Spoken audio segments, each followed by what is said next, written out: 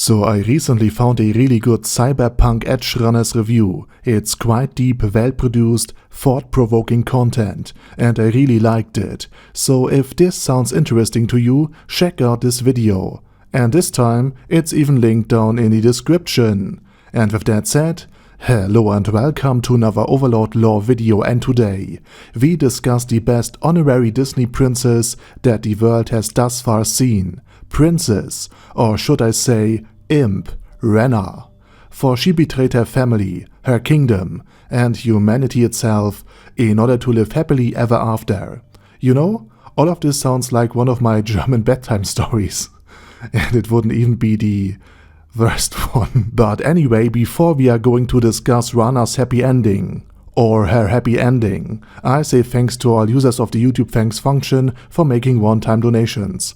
Also thanks to all Patreons for supporting this channel. And with all of that said, let's dive into Renner's plans. Even back during the Man of the Kingdom arc, Sebas discovered that Renner is a person of interest, someone who had a lot of talent, and undoubtedly Sebas, who is very kind and a bit naive, would be very much inclined to believe that Renner is really the golden princess she pretends to be. But Demiurge could read between the lines of her actions and of Sebas' report, and therefore he, and I have to stress this again, Demiurge, a floor guardian of Nazarick, sought out Renner, a not normal human being, but you get my drift, and he was very happy to find such a wonderful being like her, someone who was as smart as him and willing to do everything in order to get what she always wanted, which is climb. Meaning that ever since that day, Renner worked as a double agent,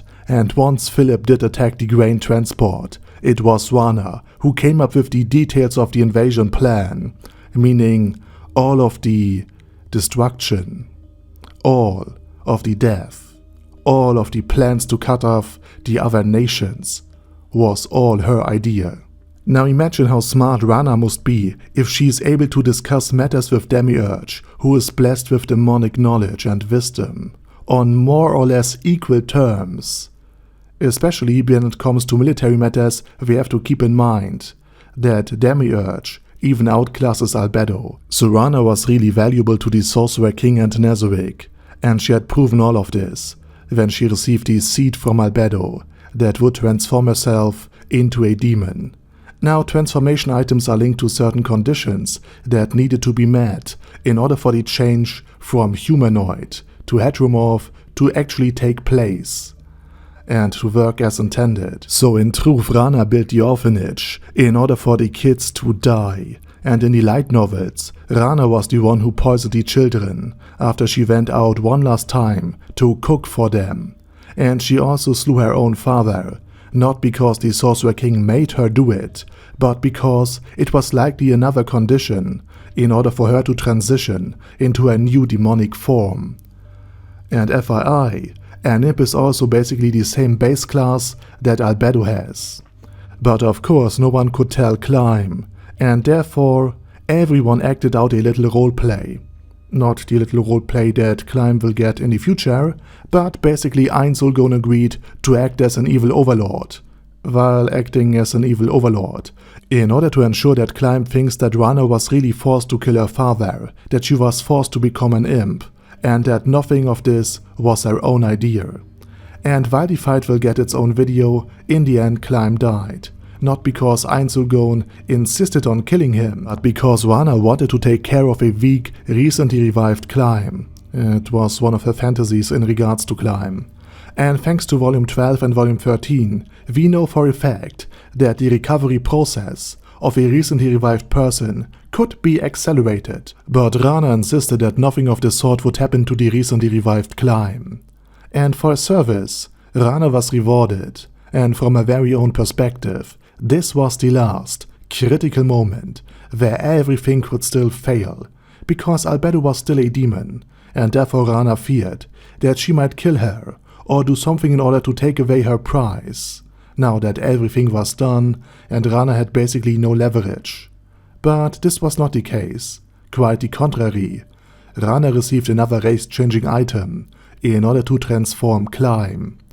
Now he might have to do and bear unspeakable things, but hey, at least there's no chance any NTR is going to happen, which I see as a big plus, all things considered. And in exchange, Rana will give her everything, and more, in order to serve the Sorcerer Kingdom and the Great Tomb of Nezarick, meaning that until now, she held back. Yep, that's right, Rana had still more aces up her sleeves. And once everything was done, we got something to see that we did not see in the books. Rana going full Disney princess and singing about her happy ending. Now, she did not hate the people that she sacrificed. She felt gratitude. In the same way, one would be grateful to one's food before eating it. So she has received her happy ending. Her dream came quite literally true. She was happy. She will live with the love of her life in the safest place in the world for all eternity, as an immortal imp. Climb is now her plaything. She is the only one Climb even has, in the Great Tomb filled with, from his perspective, unspeakable horrors. Although technically Climb knows Sebas, so we shall see how this is going. And this was also something that mattered to Rana quite a lot, because she was so jealous when Climb rescued the women from the brothel that she secretly leaked intel about where they were hiding out, in order for them to get killed.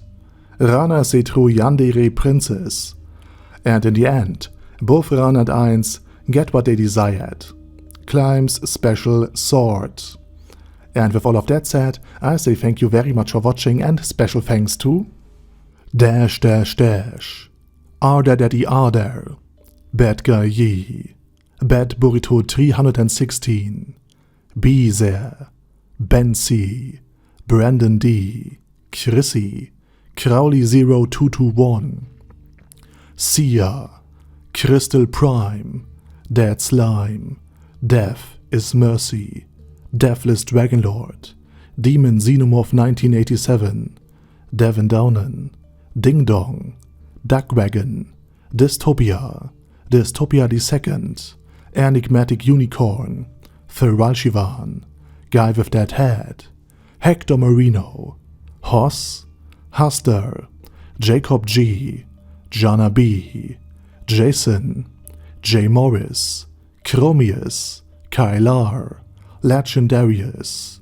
Lelouch Britannia with a Mustache, Lexus Fox, Lord Nishikian Rai, Lord Touch Me, Mervek, Mr. Shoes, Mr. Tweaker, Michael R, Michael Y, Nope, Oh Hell No, Normal Toad, Okill, Overlord General Gasper, Paddy Pantom, Personage, Primus 11, Cune Carcos P, Share Gox is Daddy, Shadow Lightning Wolf, Shrine Keeper, Super Tier Magic Batista Bomb, Supreme Cheese, Staris, Ted, Texas Deer, The Orc Warboss Rak Ed Smasher, T.E. Wang, Vash Hawkeye, Vegito 27, Venture Fanatic, Wilhelm, Xenukai, and Zonegon. Thanks guys. Anyway, have a nice day, and I hope to see you all again soon under my next video.